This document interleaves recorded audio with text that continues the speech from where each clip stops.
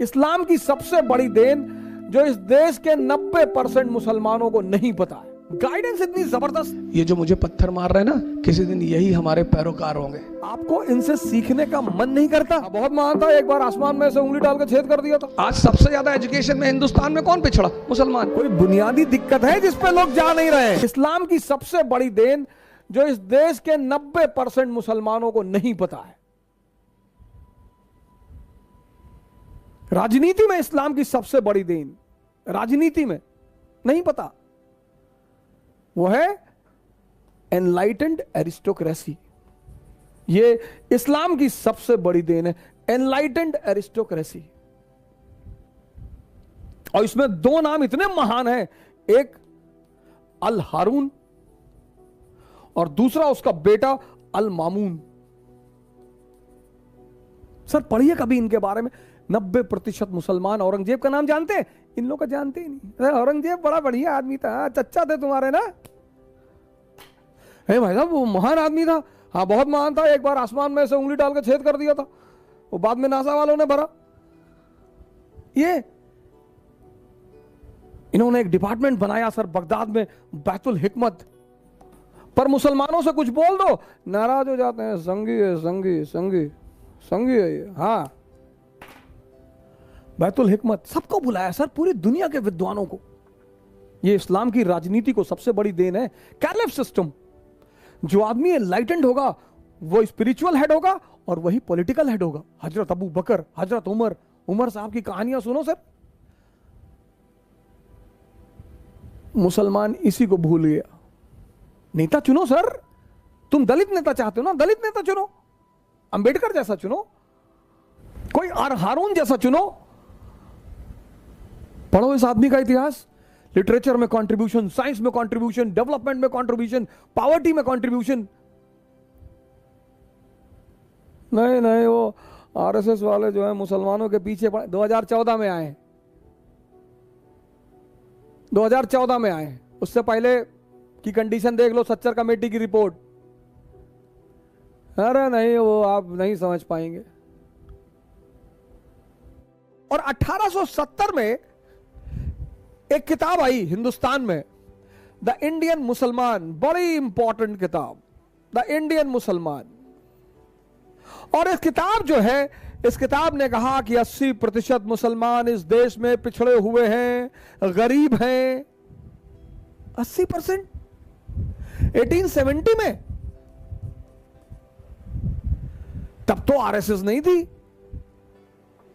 तब तो मोदी नहीं था, तब तो बीजेपी नहीं थी। 1206 से लेकर 1707 भारत में राजा कौन है?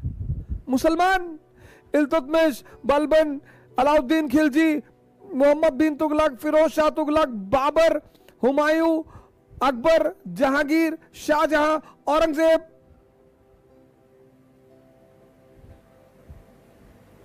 तो ये कैसे हो गया? मैंने बड़े सारे मुस्लिम इंटेलेक्चुअलों से सवाल किया, मौलानाओं से कहा, मैंने कहा चाचा ये कैसे हो गया? नहीं वो जो है वो कुछ दूसरा मसला है, वो आप नहीं जान पाए। नहीं कैसे हो गया? तब तो ये लोग थे नहीं,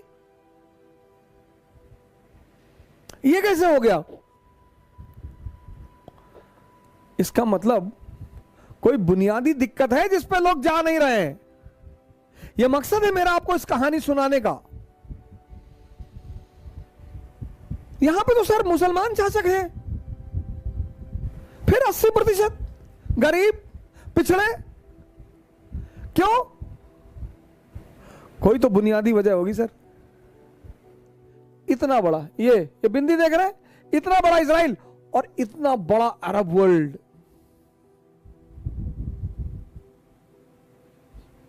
सर आपको शायद ही ये बिंदु दिखाई पड़ रहा हो। इतना बड़ा इजराइल और इतना बड़ा अरब वर्ल्ड। दुस्साहस देखिए इनका। आपको ये आकर्षित नहीं करता? आपको इनसे सीखने का मन नहीं करता? गाली देना किसी समस्या का समाधान नहीं है। हमारे बड़े सारे मुस्लिम भाई हैं, उनको मैं देखता हूं किसी को तुरंत गाली देने लगते हैं।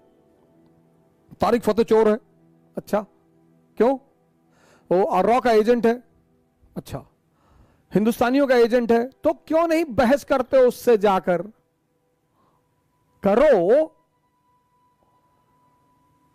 उसको साबित करो कि तुम गलत हो, उसको बुलाओ किसी मजलिस में, उसके तर्कों को काटो। नहीं नहीं, वो शैतान का आदमी है, शैतान इबलीस का आदमी। और जब भी तुम किसी को गाली देते हो तो एक बात तो स्पष्ट हो जाती है कि तुम उससे मुकाबला करने में सक्षम नहीं हो। Whenever you are abusing someone, then it is explicitly clear, that you are not in a situation to compete with that person. पूरी दुनिया की अर्थव्यवस्था यहूदियों के हाथ में है सर। इतना ऑयल रिजर्वायर होते हुए तुम उनके गुलाम हो। 48 में मारा, 56 में मारा, यम किप्पुर के वॉर में मारा, 6 डेज वॉर में मारा, तुम्हारे घर में घुसकर तुम्हारा बेड़ा उड़ा देते हैं, स्विस कैनाल पे कब्जा कर लेते हैं, इजिप्ट की एयरफोर्स पूरी उड़ा देते हैं। तुम्हें यह चीज आश्चर्य नहीं करती? बस गाली ही देते हो कि इस्लाम की सबसे बड़ी राजनीतिक देन है एनलाइटेंड एरिस्टोक्रेसी। एनलाइटेंड एरिस्टोक्रेसी, उसमें जिन्ना जैसे लोग कहीं नहीं बैठते सर, वो बैठते ही नहीं। इस्लाम की जो सबसे बड़ी राजनीतिक देन है वो है एनलाइटेंड एरिस्टोक्रेसी। और सर इस्लामिक स्टेट ने इतनी यूनिवर्सिटियां खोली, इतनी वर्ल्ड फेमस सर, 5-6 नाम तो मैं आपको गिना देता हूं। Baghdad, Cairo, Barcelona, Seville, Damascus, ये सब फेमस इस्लामिक यूनिवर्सिटियां थी। रेनेसांस की जो पृष्ठभूमि बनी ना सर, वो इन्हीं यूनिवर्सिटियों में बनी सर। इन यूनिवर्सिटी में पढ़ने के लिए लोगों का सपना होता था कि हम इन यूनिवर्सिटियों में पढ़ें। अगर इस्लाम का इतिहास देखा जाए, 8th सेंचुरी से 15th सेंचुरी, और सुप्रीम अचीवमेंट सर, गाइडेंस इतनी जबरदस्त, एनलाइटेंड एरिस्टोक्रेसी। राम एनलाइटेंड है, मोहम्मद एनलाइटेंड है, गुरु गोविंद सिंह एनलाइटेंड है। औरंगजेब ने पूछा आप संत हैं, आपने हथियार उठा लिया, क्यों? और ये आप दाढ़ी और बाल क्यों रखते हैं बड़े बड़े सन्यासियों की तरह? बोले हम सेंट वॉरियर्स हैं, हम धर्म के लिए लड़ते हैं। धर्म मतलब सिखिज्म नहीं, धर्म मतलब मानवता। इस्लाम जब पैदा हुआ पूरी दुनिया में अंधेरा था, पूरी दुनिया में। आप कभी इस्लाम की हिस्ट्री पढ़ो, यूरोप औरतें जलाई जा रही थी विच हंटिंग के नाम पे, विच हंटिंग। हिंदुस्तान सती प्रथा, चीन में तो लड़कियों को ऐसे ही मार डालते थे। पूरी दुनिया में अंधेरा, और उस अंधेरे में मोहम्मद साहब लैंप लेकर खड़े हुए। इस्लाम, प्रेम, मैसेज। हुजूर साहब गुजरते थे एक रास्ते से, कोई महिला उनके ऊपर डेली कूड़ा फेंकती थी।